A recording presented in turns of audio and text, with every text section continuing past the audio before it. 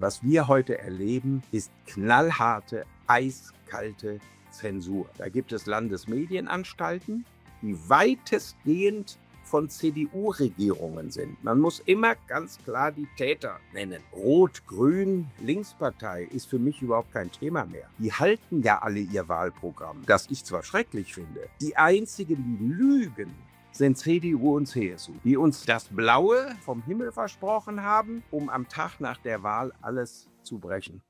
Ich freue mich über einen besonderen Gast heute in Faszination Freiheit, wie jeden Freitag neu. Er ist einer der prominentesten und bekanntesten Journalisten im deutschsprachigen Raum. Er war über 30 Jahre lang ein oder das Gesicht sogar im ZDF, unter anderem bei Berlin Direkt, Heute und Heute Journal und auch seine eigene Sendung nach seinem Namen. Ich spreche von Peter Hane. Lieber Herr Hane, schön, dass Sie heute mit dabei sind. Das mache ich gerne, lieber Thorsten Wittmann, und ich freue mich auf unser Gespräch. Ja, und Sie waren lange beim ZDF, sind heute bekannt dafür, dass Sie Klartext sprechen. Das werden wir auch heute tun. Unter anderem auch ja mit Ihren Büchern mit eindrucksvollen über 10 Millionen Gesamtauflage. Und das neueste Werk ist ja auch auf dem Platz 1 der Spiegel-Bestsellerliste gelandet und hat einen sehr aussagekräftigen Titel. Warum macht ihr uns kaputt? Ja, auch darüber werden wir heute sprechen. Und aktuell läuft ja die WM noch. Und Deutschland hat ja mal wieder, naja, eine etwas durchwachsene Leistung, wenn man es jetzt noch vornehm ausdrücken würde, an den Tag gelegt. Und Sie sagen ja auch selber, am Fußball kann man den Zustand der Nation ablesen. Also wo ist es von früher geblieben? Wir haben ja auch noch gerade eben gesprochen und da sind wir auf die WM 2014 ja ganz kurz gekommen. Das war das letzte Mal, wo die deutsche Elf so richtig geglänzt hatte und kurz danach fing das Ganze an, ja richtig nach unten zu gehen in Deutschland. Und im Fußball ist es relativ ähnlich. Gibt es da Parallelen und wie sehen Sie dieses Thema? Na ja, Sie haben es jetzt richtig angesprochen. Ich sage immer Fußball und auf der anderen Seite die Bahn sind ein Symbol für ein ganzes Land.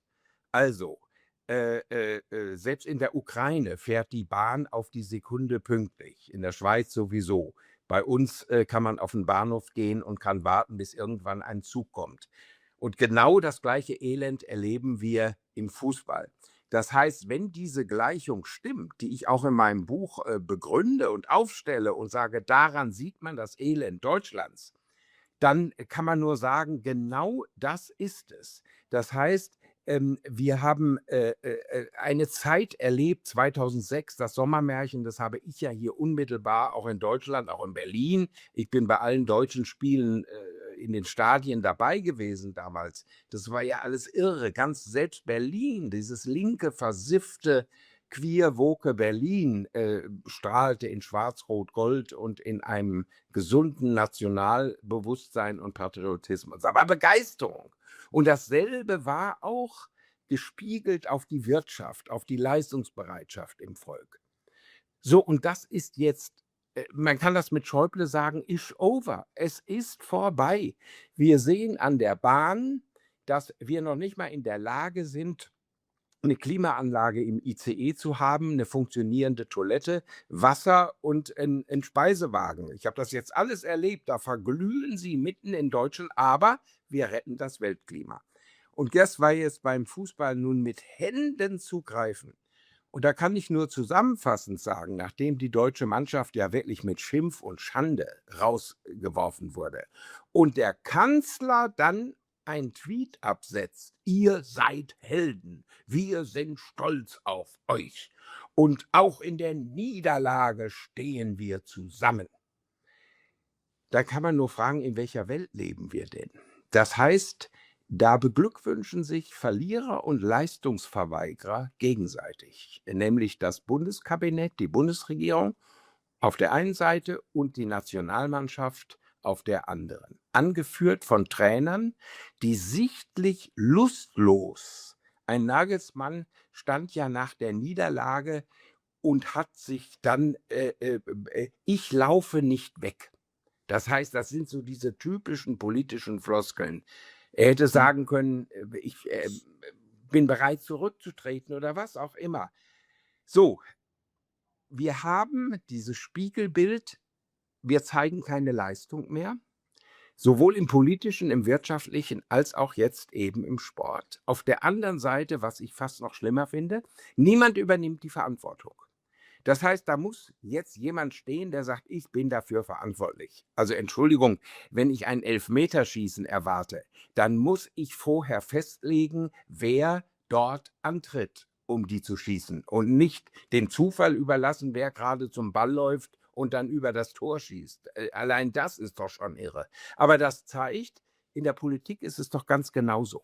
Da sitzen Laien. Ich sage ja immer, auch in meinem Buch ganz deutlich: Wir werden von Idioten regiert, und zwar im griechischen, lateinischen Sinne von Nichtfachleuten, von Laien. Und man hat den Eindruck, auf dem Platz haben Laiendarsteller gestanden, genauso wie in der Regierung. Es fehlt der Esprit, es fehlt die Begeisterung, es fehlt einfach der Antrieb. Wir wollen für uns, aber auch für unser Land was leisten. Wir sind stolz, dass wir, meinetwegen in der Wirtschaft führend sind oder eben im Sport oder im politischen Bereich. Nein, was wir zu bieten haben, die einzigen Weltmeistertitel, den wir noch haben, ist Weltmeister in Hochmoral, und Deutschland ist ja sogar noch gründlicher. Wir sind Weltmeister in Doppelmoral. Denn das, was wir erleben, ist eine unfassbare Doppelmoral. Die Politiker stopfen sich die Taschen selber voll und das Volk wird ausgeplündert. Mhm. Können Sie vielleicht mal zusammenfassen auch, wo Sie konkrete Beispiele der Selbstzerstörung in Deutschland sehen? Sie nennen auch einige Beispiele in Ihrem Buch. Und was hat Sie da am meisten erschüttert oder wütend gemacht, was aktuell in Deutschland passiert? Na ja, wütend macht einen, dass man die Realität total verweigert oder sich schön redet. Das heißt, wir haben jetzt ja diesen schrecklichen Fall in Stade gehabt, wo ein Türke mal eben 6 Menschen tötet, weil die, und das waren ja quasi Vertreter des Staates, es waren ja Beamte in Anführungszeichen vom Jugendamt, die nichts anderes machten, als das deutsche Recht durchsetzen zu wollen, dass ein Baby eben nicht geschüttelt werden kann. Das wird alles schön geredet, das wird klein geredet. 6 Tote, die nicht irgendwo wahllos erschossen worden sind, sondern gezielt. Kein Bundespräsident, kein Bundeskanzler, kein Ministerpräsident, niemand. Die öffentlich-rechtlichen Rundfunkanstalten, in denen ich gearbeitet habe, ARD und ZDF, berichten entweder gar nicht oder beschönigend oder nennen den Täter nicht oder was auch immer. Das ist so ein Punkt, der mich auf die Palme bringt, dass wir nicht mehr die Realität ich muss ja niemanden beschimpfen, beleidigen. Ich muss ja kein Rassist sein oder was auch immer, aber ich muss doch die Wahrheit auf den Tisch bringen. Die Wahrheit macht uns frei. So, das ist ein Punkt. Das andere ist, wir wissen, diese Klimaideologie macht uns kaputt. Wir können nicht das ganze Land mit Windrädern vollstellen und den Atomstrom aus den Nachbarstaaten holen. Und für mich ist das Symbol Herr Söder von der CSU, das war mal eine wirtschaftsfreundliche Volkspartei, war mal, sprengt die letzten Kühltürme eines noch funktionierenden Kernkraftwerks, um am nächsten Tag zu sagen, wir brauchen aber die Atomkraft. Da merken Sie in diesem einen Fall diesen ganzen Irrsinn. Das heißt, Klimaideologie, die verkehrte Migrationspolitik. Dann haben wir eine überbordende Bürokratie. Man kann ja aus Deutschland jetzt schon nur noch flüchten vor der Bürokratie. Hier machen Firmen zu, ausschließlich, weil sie es nicht mehr schaffen, nachzuweisen. Also der Landwirt muss jetzt bald nachweisen, jeden Pups einer Kuh, wie viel CO2 damit in die Luft geht und wie schädlich das alles ist. Also wir werden in jeder Initiative, die man hat, freie Wirtschaft, sich frei entfalten, das Unternehmertum und so weiter, wird nicht nur gebremst, sondern wird verhindert und blockiert. Und das bringt uns um, ganz abgesehen von diesem ganzen Irrsinn, der ja auch den Sport kaputt gemacht, die WM kaputt gemacht hat, dieses Queere und Woke. dass zum Schluss es wichtiger ist, dass ich da eine Regenbogenarmbinde habe oder, die richtige Sprache spreche und, queer und woke bin. Ob ich Fußball spielen kann, ist völlig wurscht und dass ich die Elfmeter vergeige, ist auch wurscht. Hauptsache, ich bin woke und queer. Dasselbe erleben wir hier in der Politik und, so richten wir uns zugrunde. Also, ich habe wenig Hoffnung und deswegen habe ich ja gesagt: „Warum macht ihr uns kaputt?“ Das ist ja mehr 'n Aufschrei. Warum? Warum? Das ist so was wie: „Sind wir noch zu retten?“ Das ist ja mein anderes großes Thema in meinen Vorträgen. Ja, sind wir noch zu retten, unser schönes Land vor die Hunde gehen zu lassen? Und der Aufschrei ist eben gering. Und da, wo er ist, wird er notfalls mit Gewalt und mit Zensur niedergemacht. Und das ist für mich als Medienmann dann noch das Erschreckendste. Was wir heute erleben, ist knallharte, eiskalte Zensur. Da gibt es Landesmedienanstalten, die weitestgehend von CDU-Regierungen sind. Man muss immer ganz klar die Täter nennen. Rot-Grün, Linkspartei ist für mich überhaupt kein Thema mehr. Die halten ja alle ihr Wahlprogramm, das ich zwar schrecklich finde, aber sie sagen doch ganz klar: „Wir wollen die Banken verstaatlichen, wir wollen, das Unternehmertum abschaffen, wir wollen die Welt retten“ und das wissen wir doch alle. Die einzigen, die lügen, sind CDU und CSU, die uns das Blaue, also hier das Blaue vom Himmel versprochen haben, um am Tag nach der Wahl alles zu brechen. Und, die jetzt dabei sind, mit ihren NGOs die, freie Berichterstattung kaputt zu machen, Zensur, im Internet alles zu behindern, was nur nach Freiheit riecht und nach Kritik. Und das ist ein Rückfall in den Feudalismus. Also, das, hat mit Demokratie nichts zu tun. Ich sage nur einen Satz eines linken, Zeitgeschichtlers aus Stanford in den USA, der sagte mir letztes Jahr: „Wenn für die Opposition kein Raum mehr da ist, dann kann man nicht mehr von einer Demokratie sprechen.“ Und im wahrsten Sinne des Wortes ist in Deutschland für die Opposition kein Raum mehr. Noch nicht mal ein sicherer Raum in einer Stadthalle, um einen Parteitag abzuhalten. Oder ein Raum, der groß genug ist im Reichstag, um die Abgeordneten unterzubringen. Es fängt schon bei Raum im wahrsten Sinne des Wortes an. Und der Opposition wird zunehmend jede Mitwirkung untersagt, unterbunden, bis dahin, dass die Landtagspräsidentin in Bayern von der CSU, wenn die AfD spricht, einfach das Mikrofon abdreht. Überlegen Sie sich das mal. Warum gibt es keinen Aufschrei in der Bevölkerung? Das ist doch völlig wurscht, ob ich für die AfD bin oder nicht. Selbst wenn ich der Linkeste der Linken bin, muss ich doch mit meiner linken Rosa Luxemburg sagen, die Meinung, egal wie sie ist, sie muss frei geäußert werden dürfen. Ist auch vorbei. Ja, das Blaue vom Himmel beziehungsweise das blaue Wunder. Wie stehen Sie denn zur AfD? Wie stehen Sie zu einem AfD-Verbot und wie rechtsextrem ist diese Partei denn wirklich? Also, ich meine, diese Geschichte mit dem AfD-Verbot, ich meine, das ist der größte Wahlkampf, den die AfD, sich überhaupt wünschen kann. Ich bin ja nie Mitglied einer Partei gewesen. Ich, habe auch nie Wahlkampf für eine Partei gemacht. Ich sehe auch in meinem Buch die Aufgabe, die Fakten zu liefern, damit man sich selbst eine Meinung bilden kann. Überlegen Sie mal, ich bin noch so altmodisch. Also, ich bin ja nun das Altmodischste, was es gibt, Methusalem mit 52 Jahren, im Beruf. Ich war immer an vorderster Front der Innenpolitik. Ich habe alle Bundeskanzler und Bundespräsidenten und was nicht alles rauf und runter interviewt. Ich weiß ja, von was ich rede. Also, ähm, äh, äh, äh, da kann ich nur sagen, ähm, dass man heute in der Lage ist zu sagen, eine Partei, die quasi das Programm der CDU von vor 20 Jahren vertritt und auch der CSU. Das kann man ja alles nachweisen. Die soll jetzt also rechtsradikal sein.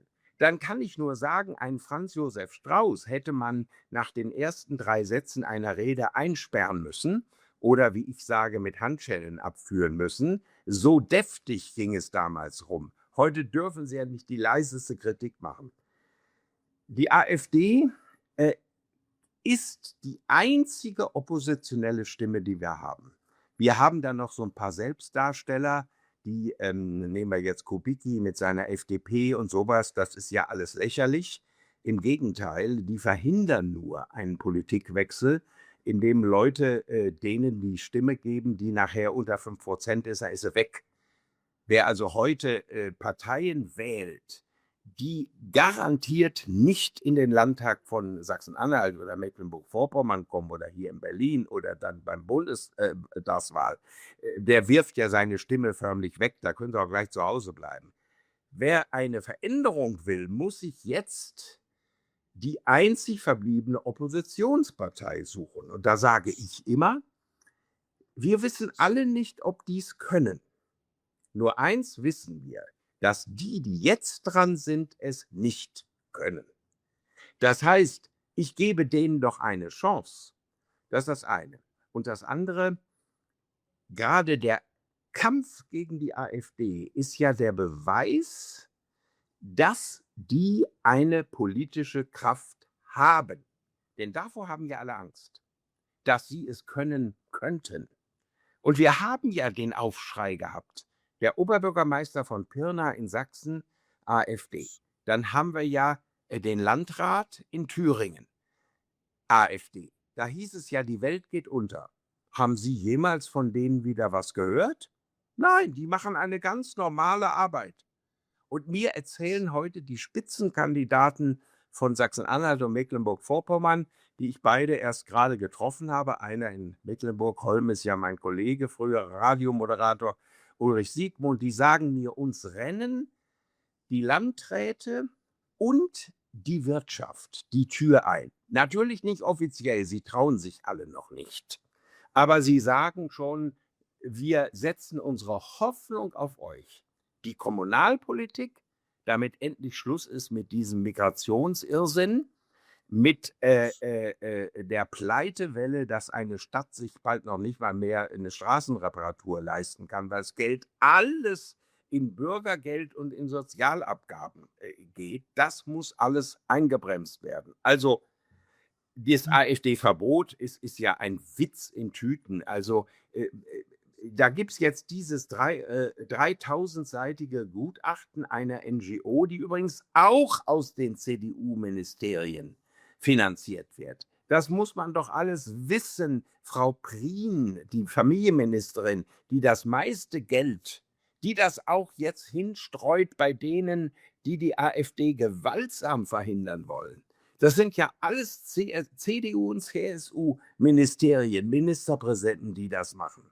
Wer Ben Unscripted jetzt ans Messer liefern will, das ist die Landesmedienanstalt von Nordrhein-Westfalen, die von der CDU geführt wird. Denn der Landesmedienminister ist der Chef der Staatskanzlei, alles CDU. Das muss man wissen. Die wollen ihre Konkurrenz weghaben. Und das habe ich durchschaut von der ersten Sekunde an. Es geht nicht um die Inhalte der AfD, noch nicht mal um die Personen. Es geht darum, einen Konkurrenten sich vom Halse zu schaffen und das per Verbot. Und da muss ich sagen, dann rufe ich dazu auf und sage, das ist jetzt die Pflicht eines Bürgers, der Demokratie und Grundgesetz ernst meint, zu verhindern, dass eine solche Stimme und eine solche Partei kaputt gemacht wird. Hm. Glauben Sie, dass die AfD den nächsten Kanzler stellt? Das glaube ich Oder nicht, Kanzlerin? weil die, möglich ist alles. Also sagen wir mal, ich habe schon so viele Sachen erlebt, wo man gesagt hat, das ist alles unmöglich und dann kam das doch. Ich habe aber immer die These vertreten, es geht von unten nach oben und nicht von oben nach unten. Das heißt, wir haben jetzt diese ominöse Brandmauer, die ich ja in meinem Buch antidemokratischer Schutzwall nenne.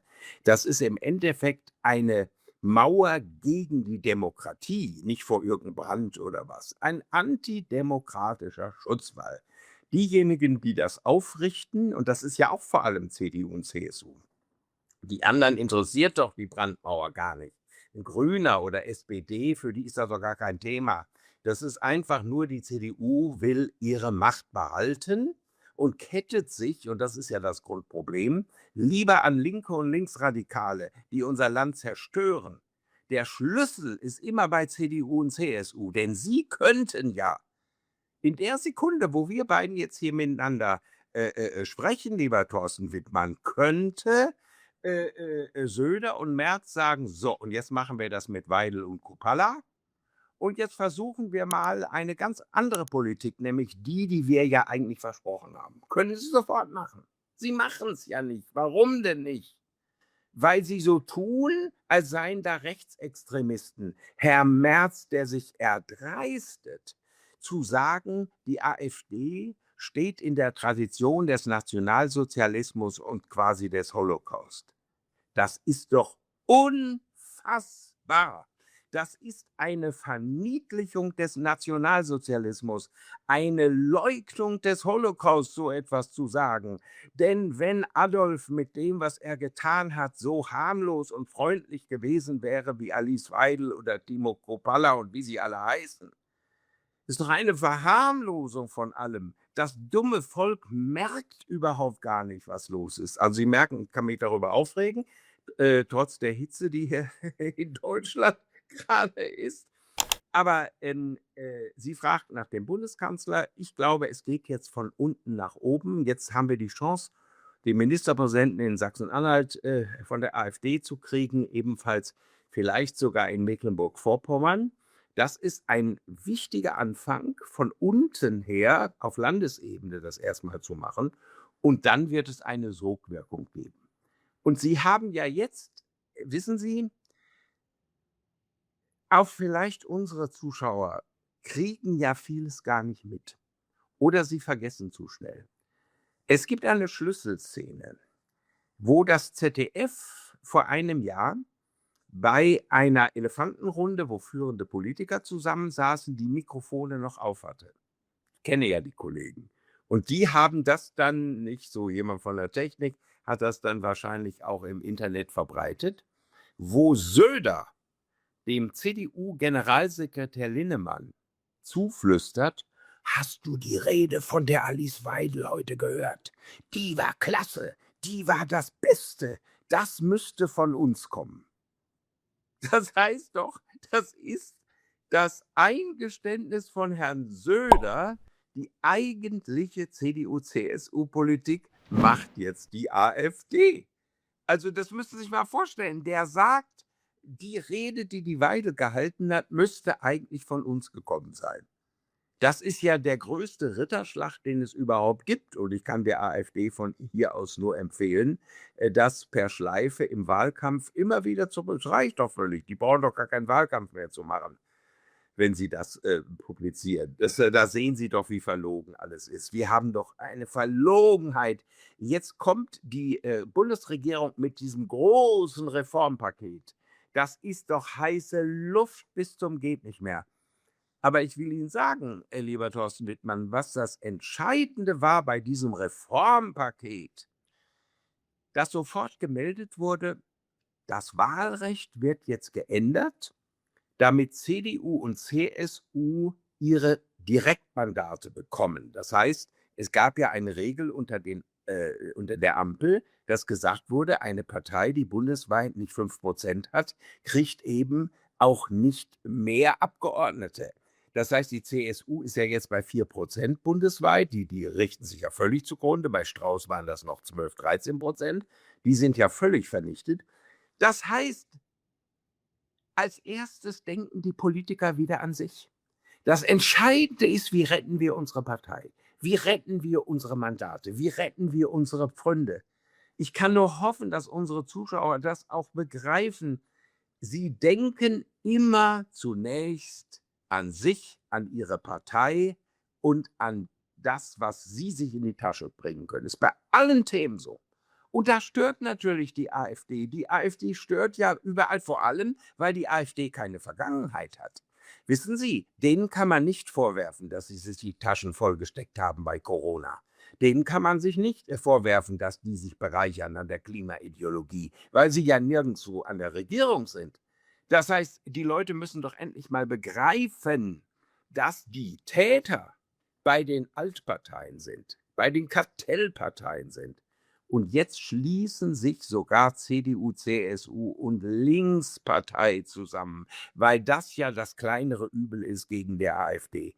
Das heißt, wir haben die Partei der Mauerschützen und wir haben die Partei, die unser Land, die das System verändern will. Wenn einer das System verändern will, dann ist die Linkspartei. Das ist ja die Frage, wer muss dann verboten werden? Ich sage, niemand muss verboten werden. Die Leute haben nur das Recht darauf, frei entscheiden zu können. Und da hoffe ich übrigens, dass in Sachsen-Anhalt wird das ja als erstes sein, dass da nicht Herr Krenz kommt zum Auszählen der Stimmen. Ja, ich würde gern mit Ihnen noch auf das Thema Presselandschaft kommen. Sie haben Ja. jahrzehntelang in diesem Bereich gearbeitet und Sie haben da viel gesehen. Wie war das denn während noch Ihrer aktiven Tätigkeit? Wie würden Sie die damalige Tätigkeit beschreiben? Und waren Sie da auch selber schon damals in einem internen Zwiespalt, was Sie sagen dürfen und publizieren? Niemals. Ich habe niemals in meinem ganzen Leben eine Gegendarstellung gehabt. Das ist also schon fast einmalig. Heute müssen Sie ja jeden Tag irgendwas zurücknehmen, die Fake News, die ARD und ZDF bringen, müssen sich entschuldigen oder zurücknehmen. Habe ich nie gehabt. Ich habe immer Freiheit gehabt. Ich habe mir nie dreinreden lassen. Ich war ja ich habe ja in den Nachrichten Heute und Heute-Journal zum Beispiel, da ging es ja darum, auch die Meldungen, die Themen auszusuchen. Das waren ja letztlich Machtpositionen. Ich habe nie Kritik geerntet. Warum nicht? Weil ich ein Bestandteil dieses breiten Meinungsspektrums war. Und an meiner Seite war eben ein Kollege, der ganz klar bei der SPD verortet wurde, oder nachher kamen die Grünen, aber es hatte immer eine Ausgewogenheit. Und genau das ist jetzt weg. Das heißt, jetzt haben sie alles gleichgeschaltet. Und hier muss ich wieder sagen, öffentlich-rechtliche Medien sind kein Freiraum für alles und nichts und für die Selbstverwirklichung von Redakteuren, die sich ja heute als Aktivisten und als Ideologen verstehen, sondern hat Aufsichtsgremien, Kontrollgremien. Das ist alles festgelegt. So, ich nehme nur meinen alten Arbeitgeber, ich habe ja bei beiden gearbeitet, ARD und ZDF, aber meinen letzten war eben das ZDF. Der Intendant ist durchgesetzt worden in Kampfabstimmungen von CDU und CSU. Die Fernsehratsvorsitzende ist die frühere CSU-Bundesministerin Hasselfeld. Der wichtigste Mann, der im Verwaltungsrat, da sitzen nur 12 Leute, da werden die Verträge unterschrieben. Böhmermann, Hayali, Tewissen.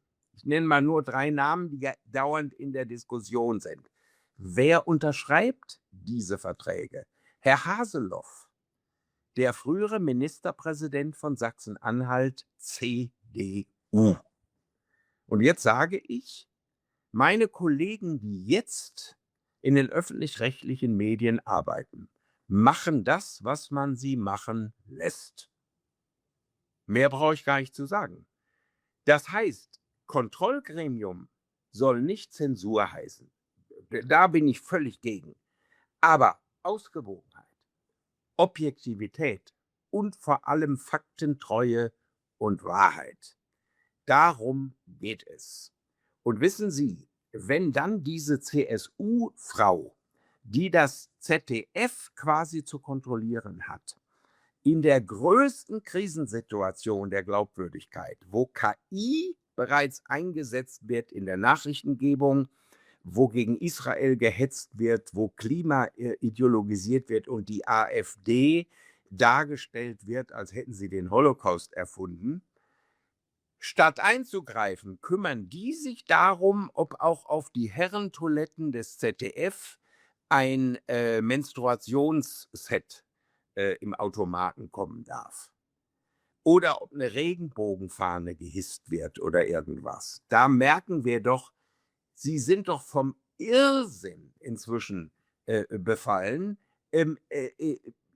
Es wird alles durchideologisiert. Es geht nicht mehr um Wahrheit. Es geht nicht mehr darum, die Menschen zu informieren. Und ich sage nur noch mal, ich habe mich immer als Dienstleister verstanden. Ich wurde bezahlt aus den Zwangsgebühren, damit ich den Leuten Informationen und Fakten gebe, damit sie sich ihre Meinung bilden können.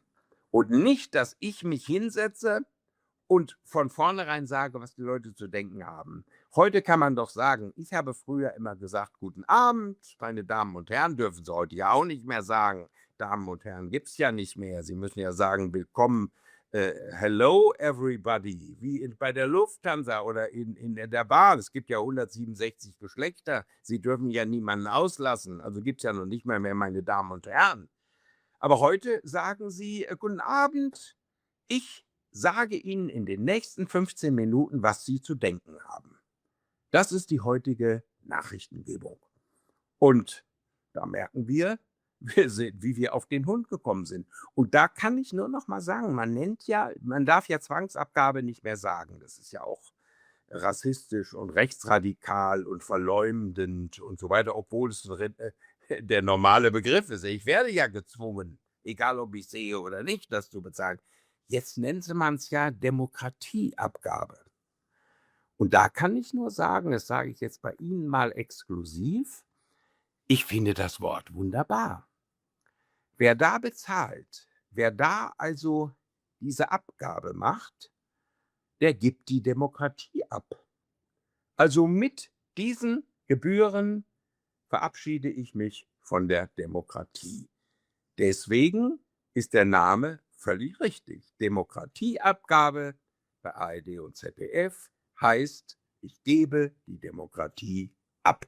Ich gebe sie in die Hand von Ideologen, von Agitatoren und von Fake-News-Verbreitern. Mhm. Ja, wir sind jetzt hier schon auf der Zielgerade. Vielleicht haben wir noch ein paar positive Worte und vielleicht verraten Sie uns auch, was treibt Sie jetzt noch an, nach so langer Zeit immer noch so aktiv zu sein und in Anführungszeichen sich das Ganze anzutun? Und welche Hoffnung haben wir noch? Also, ich habe es im Blut. Entweder man ist Journalist, das ist ja wieder die Geschichte mit dem Bundestrainer, mit der Fußball-WM, da sind wir immer wieder bei den Parallelen. Oder auch selbst bei einem Bundeskanzler. Ich muss das im Blut haben. Ich muss für meinen Beruf und meine Berufung, und davon, als Christ gehe ich davon aus, Luther hat ja dieses Wort in die deutsche Sprache gebracht, Berufung. 'N Job kann jeder machen, aber ich brauche die Berufung, das heißt, das ist mein Ding. Journalismus ist mein Herzblut, deswegen kann ich nicht schweigen und kann davon auch nicht weg. Das ist das eine. Das andere, wir können uns hier den Mund fusselig reden. Ich meine, Sie sind noch jung und morgenschön und haben noch das Leben weitestgehend vor sich. Ich gehöre ja nun schon der Methusalem-Generation an und könnte sagen, also für mich ist sowieso nichts mehr zu retten, also für meine Generation. Es geht mir ausschließlich um die jungen Leute.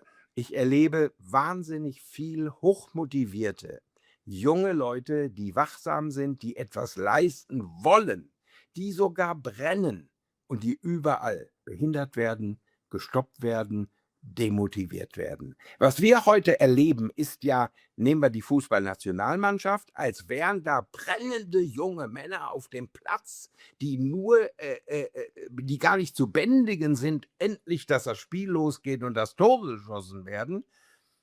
Die hängen da rum und dann gucken sie, wo ist der Motivator, also der Trainer, der sie antreibt. Auch nicht da. Und dann verlieren sie den Mut und resignieren. Und viele wandern aus. 280.000 hoch ausgebildete, hochqualifizierte junge Leute sind letztes Jahr ausgewandert. Das heißt, eine Großstadt, wenn man das mit Familien nimmt, mehrere Großstädte wandern aus.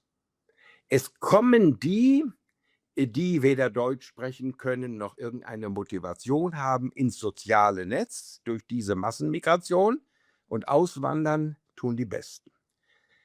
Das wird unser Land zerstören. Das zu verhindern, jungen Leuten die Chance zu geben und sagen, Leute, bleibt hier, engagiert euch, das ist erstmal ganz wichtig, politisch, schließt euch zusammen, Community, so wie die uns jetzt zuhören. Das ist ja auch, Sie haben doch auch eine Community. Das ist die größte Verantwortung, die es gibt, Menschen immer wieder zu informieren, aber auch zu motivieren, damit sie sich engagieren. Und das ist für mich immer in meinem Beruf wichtig gewesen.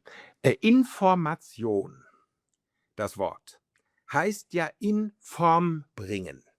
Also das, was die Fußball-Weltmeisterschaft, die deutsche Mannschaft nicht geschafft hat durch den Trainer, die Mannschaft in Form zu bringen, damit sie gewinnt.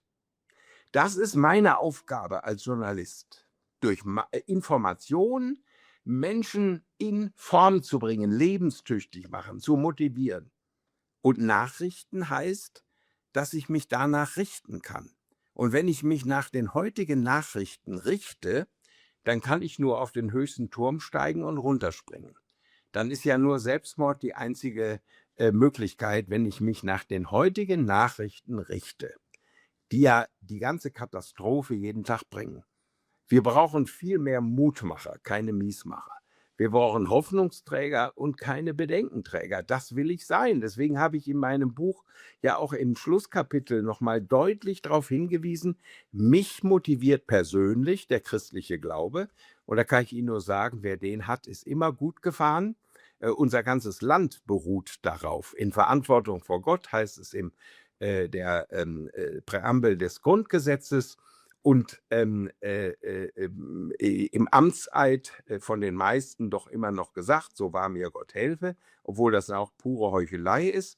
Wobei ich allerdings sagen würde, CDU und CSU würde ich als allererstes das C verbieten.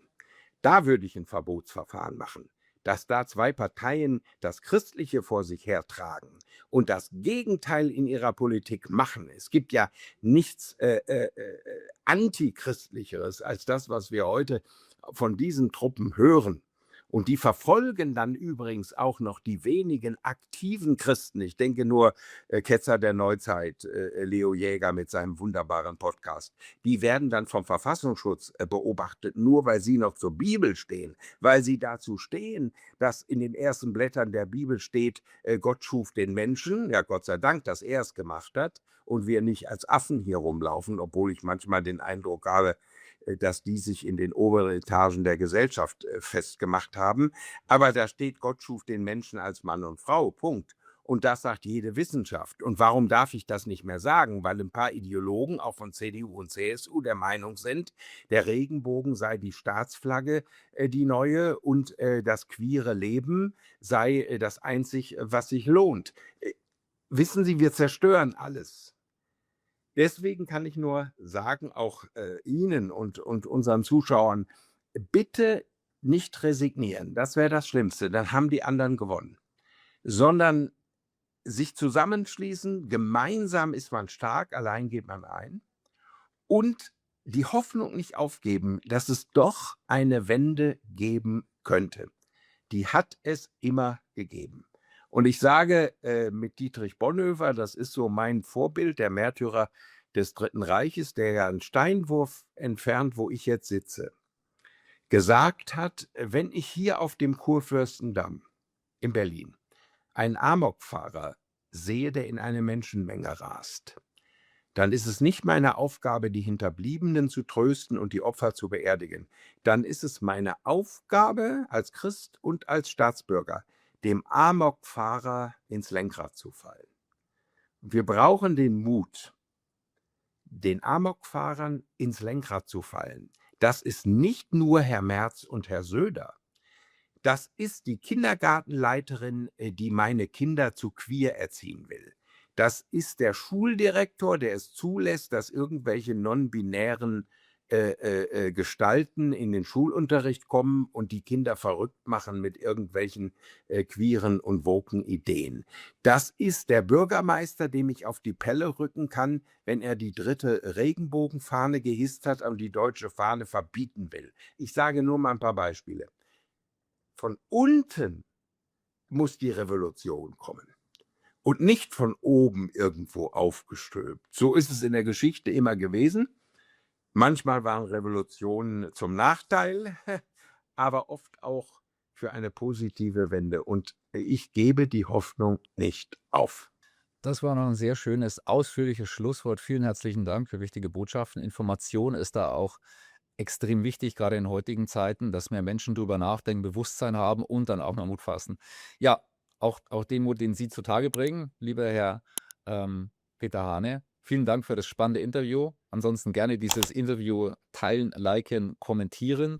Und nächsten Freitag sehen wir uns wieder zu einer spannenden Ausgabe von Faszination und Freiheit. Freue mich, wenn wir uns an anderer Stelle wiedersehen. Herr Hane, viel Erfolg mit den Büchern und Ihrer Das würde mich auch freuen. Jederzeit gerne, lieber Thorsten Wittmann. Auch Ihnen alles Gute und unseren Zuschauern auch.